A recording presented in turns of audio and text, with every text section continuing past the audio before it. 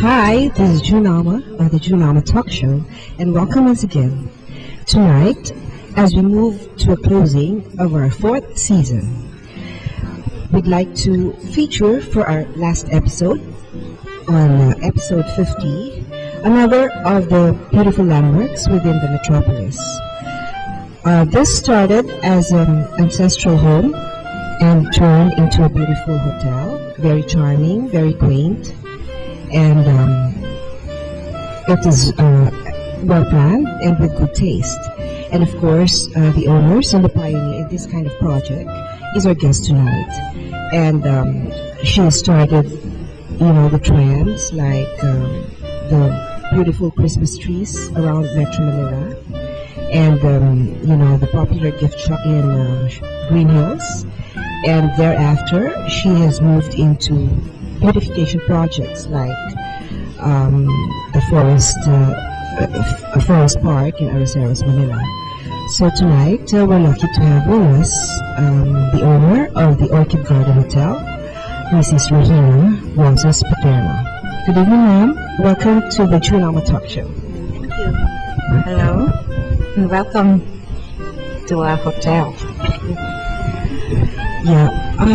Tell us, Mrs. Paterno, you have been a moving force behind the popular, cute, the beautiful stuff, just like the beautification of the Christmas trees and the Christmas trees in the metropolis in Manila. So now you've moved on into planting real trees around the metropolis because you're an environmentalist.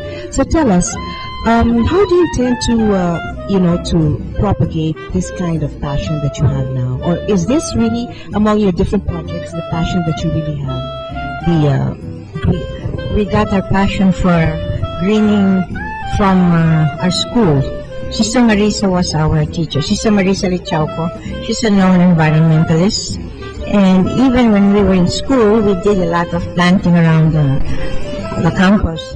And then later on, she invited us to do the Merinol mini forest. And then later on, I went into business, and then I retired in 2004 and decided to go full blast into the environment. Actually, we had started earlier in 1992 with Mrs. Ramos. We joined the Clean and Green program, and we started planting all over.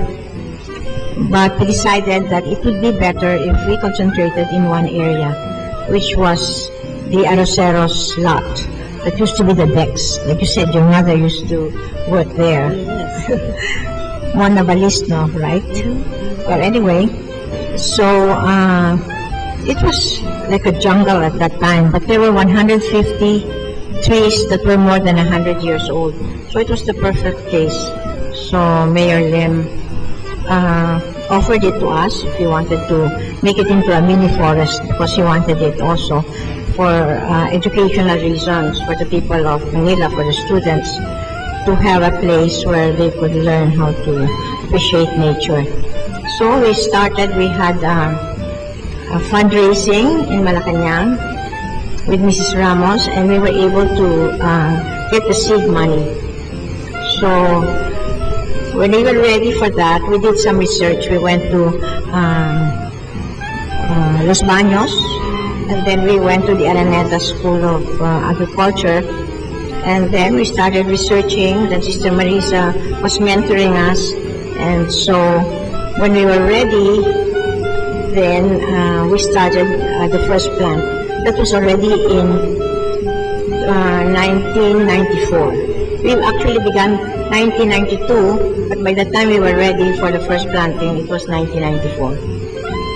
So from there, we watched it grow, and we would go there once a week, then later on once a month. And then one day, we came into some trouble because the city of Manila, under the new mayor, it was then Atienza, because Mayor Lim had ran for the president. So the new mayor was then Atienza. He wanted to do something else with it. Of course, we put up a fight, and eventually we even went to as far as having a lawsuit. But before that was resolved, Mayor Lim was the mayor again. And so he gave the place back to the group to work on. That's the Winner Foundation. That's the group of Mrs. Ramos. And so with this group of ladies, then we continued again.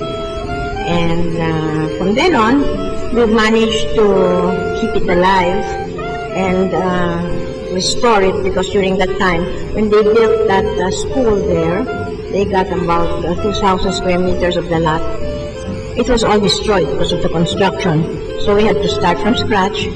And now, you've been there, it's quite okay again. And we get a lot of students that go there from the schools of Manila, like De La Salle Benilde, Sambeda, Polytechnic, all kinds of students, and they go to help. Hello, on the Regina Talk Show. Welcome once again. So to continue from our discussion, we have our special guest tonight, Regina Roces Paterno, who is very much involved in the forest park in Arroceros. So, okay, ma'am, you were talking about, the schools that were getting involved at the Arroceros Forest Park. And I was there last Earth Day, and it's a very nice, breathing area for the metropolis. But I just want to, ask about, because I saw around, a lot of street children and a lot of vendors loitering around outside. And all of a sudden, also in the Ross Boulevard area, there were a lot of vendors sleeping there. And, it sort of pains our, systems that we see all these hungry Filipinos scattering around. So how do you propose that, a development like the Forest Park can multiply and contribute to, the development of the metropolis as well as global warming? Well, our purpose really is to spread the word that the environment is important for all of us. So what we do, we gather 150 street children every year during Earth Day, and then we treat them to storytelling and tour of the forest, tree planting. We make them love the forest, because in the future, they will be the ones to take care of the forest for us. And we want it to be really friendly to everyone. We want everyone to feel welcome, to use the forest and to go there, because that's the reason that we put it actually, to benefit everyone.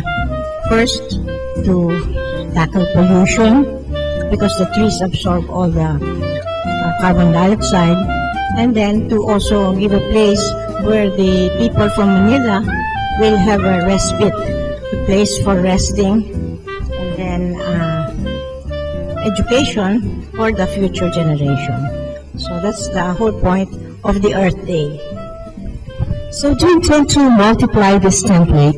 I mean, to have pockets of forest parks around the metropolis. At the same time, because our main thoroughfare, the EDSA, is like a concrete jungle. And I read somewhere that, for instance, in countries like Mexico, they have devised out a method whereby they grow plants onto the concrete poles in the highways. And, they have a special kind of soil whereby the plants can climb up and grow the roots. So that, and at the same time, these plants will give off the oxygen that's needed in the environment. So do you propose that later on, when you multiply the forest park, you can also plant in our highways? Well, the truth is, the group that started the forest park, we were then in our 50s, but now we're all in our 70s. So we really have to train a new generation like your group to take over. But as much as we can, we want to spread the word and encourage different groups to do little forests, even smaller ones, in their communities. Okay, so there you have it, folks. To support the greening of the metropolis, the Philippines, and the world. In the meantime, before I forget, Mrs. Paterno, because we both came from Marymount, and Marymount is known for being an environmentalist and propagating all this, working and harmonizing with nature, with all the forests, many forests that they have in the campuses. So, would you suggest that our school will also take the lead in, greening the city and the country? I think they're doing that because most of my friends they fix their gardens in the places where they live. I myself, when I transferred to the new subdivision where I moved into in the late 80s, one of the first things I did was to make a park. I worked together with a group that lived there, and then we put a park. So I think most of the girls from Miriam, that we're so used to having a forest in our campus, I think we should duplicate that. I think now Miriam has opened a school in Moo Valley, and one of the plans that they have is to put a mini forest there also.